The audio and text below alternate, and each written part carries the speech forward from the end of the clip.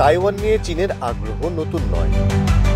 দক্ষিণ চীন সাগরের কোল ঘেঁষে ৩৫,৮০৮ বর্গ কিলোমিটারের এই দ্বীপটির ইতিহাসের সঙ্গেই জড়িয়ে আছে চীনের নাম। দ্বিতীয় বিশ্বযুদ্ধ পরবর্তী সময় থেকে চীন তাইওয়ানকে নিজেদের ভূখণ্ডের অংশ বলে দাবি করে আসছে। তাদের বিশ্বাস, হংকং যেমন ১৯১৭ সালে এবং ম্যাকাও ১৯৯৯ সালে চীনের নিয়ন্ত্রণে ফিরে এসেছে, তেমনি একদিন তাইওয়ানও ফিরে আসবে মাতৃভূমিতে। এই বিশ্বাসের বাস্তবায়নের প্রস্তুতিও স্পষ্ট হচ্ছে।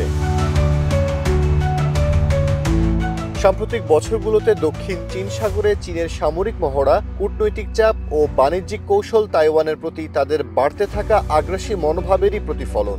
ট্রাম্প প্রশাসনের সময় যুক্তরাষ্ট্রের অস্থির নীতিও চীনকে আরও সুযোগ দিয়েছে তাইওয়ানের উপর চাপ বাড়াতে।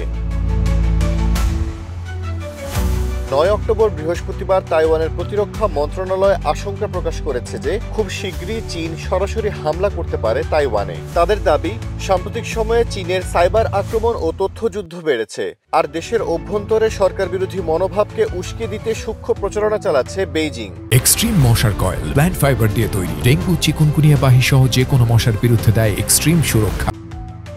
বিশ্লেষকরা বলছেন, এই উদ্বেগ অমূলক নয়। গত ৫ বছরে চীন অন্তত ৭ বার তাইওয়ানের চারপাশে বড় আকারের সামরিক মহড়া চালিয়েছে। শুধু তাই নয়, নিয়মিত গ্রে জোন বা নরম যুদ্ধের মাধ্যমে তাইওয়ানের নিরাপত্তা ও অর্থনীতিকে দুর্বল করে দিচ্ছে তারা। এক সময় আঞ্চলিক প্রভাবের লড়াই মনে হলেও এখন এই দ্বন্দ্ব বৈশ্বিক ভূরাজনীতির কেন্দ্রে উঠে এসেছে।